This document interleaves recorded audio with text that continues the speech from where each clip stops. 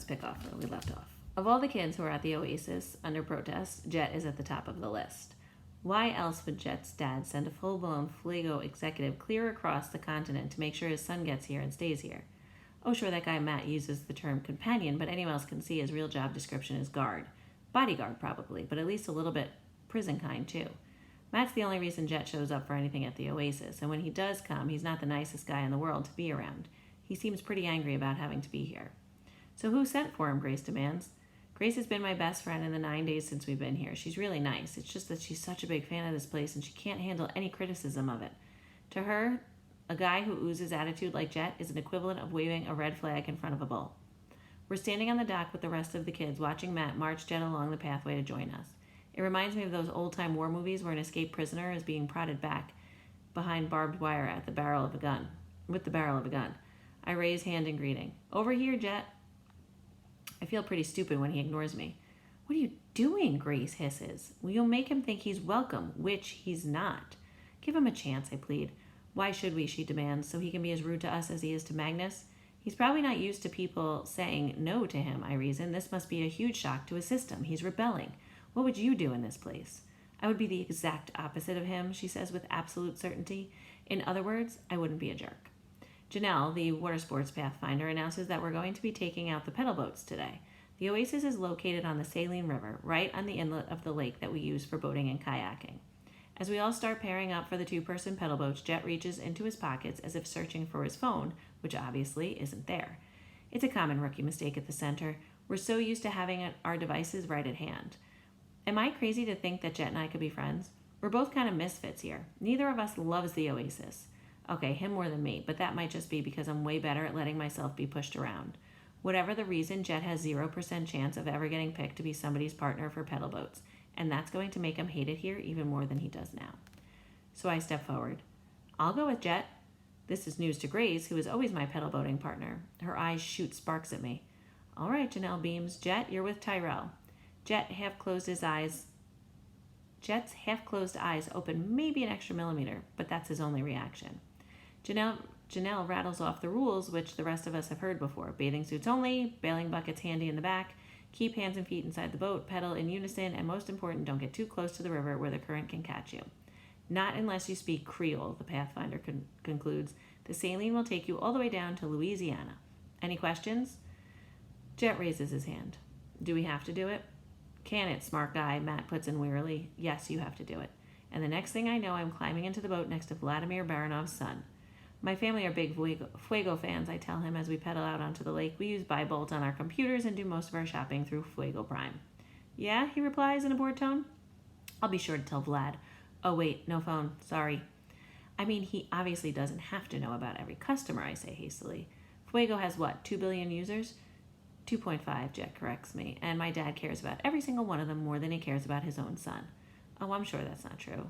He shoots me a sideways glance. Did he send any of them to this hippy-dippy wellness podunk?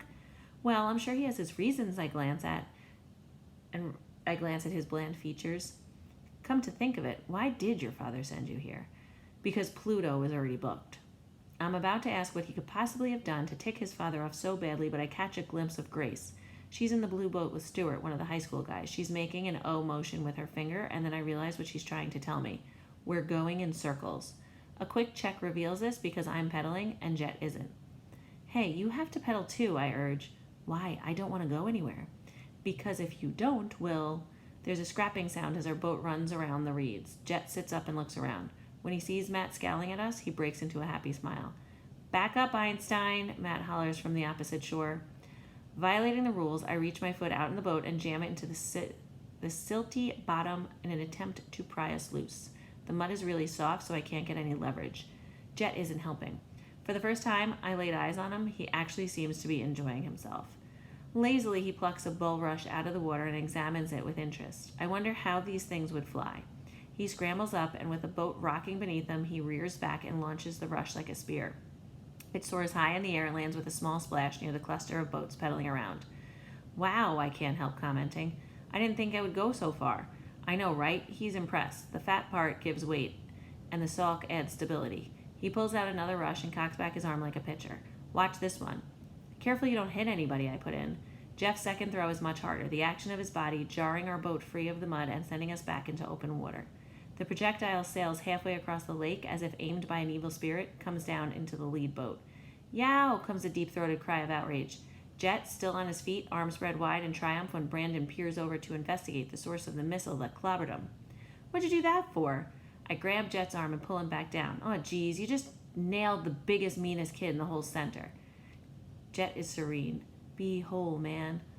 He's not nearly as calm a few seconds later when Brandon and his partner, Armando, pedal out of the group, kicking up a pretty good spray.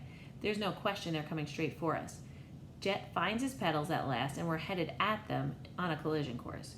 You don't want to mess with Brandon. His dad used to play for the 49ers. My dad used to own the 49ers, he shoots back.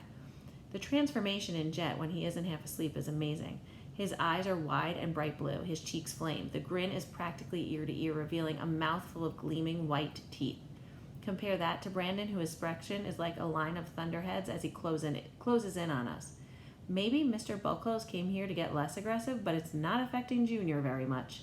I catch a fleeting glimpse of Grace in the blue boat. She's annoyed at me a few minutes ago, but now she's all sympathy. Or maybe she's distracted because she's wondering what to wear to my funeral. I want to talk to you, rich boy, Brandon roars. We're seconds away from a painful head-on collision when Jet reaches over and heaves the tiller as far as it will go in the opposite direction. Our boat pivots suddenly and swerves out of the path of the oncoming Brandon and Armando. They miss us completely. Brandon lunges for Jet and belly flops onto the water. We're dead, I predict mournfully as we pedal away. We're so dead. Try a little meditation, Jet advises. By the time the dripping Brandon climbs back into his boat, we've got a solid head start and we're moving even faster than before. The kids and people on shore are yelling at us. What are they saying? Turn back! Janelle's frantic voice rises above the other. It hits me. We're on the far side of the lake heading into the river. That's why we're moving so fast. The current is taking us. This crazy Californian is going to get himself killed, and me with him. I'm not sure exactly when we stop pedaling. It doesn't matter because at this point the saline river is in charge. Anyway, the agony doesn't last long. We're picked up by the downstream flow, which directs us into a huge slanted rock. The slope acts as a ramp, and we're catapulted into the river bank and deposited into a giant, scratchy bramble bush. Here we hang, imprisoned by the branches, unable to move. You okay? I ask. Jet, when the thumping of my heart slows enough for speech, he just laughs. I guess that means yes. Here I am, terrified that we broke the rules, the boat, and almost ourselves. We made an enemy out of Brandon, ticked off the Pathfinders, and maybe my family will be kicked out of the Oasis and blame it on me. But there's something about Jet's cackle, the pure and unholy glee, that makes it seem like everything is going to be fine. I spend my whole life stressing about what could happen and what might happen. And here's this guy who not only doesn't care, he acts like consequences are something that couldn't apply to him in a million years. It makes no sense, but at that moment, I love the kid. Besides, my arms are so badly scratched, I can't even feel my latest rash. Oop.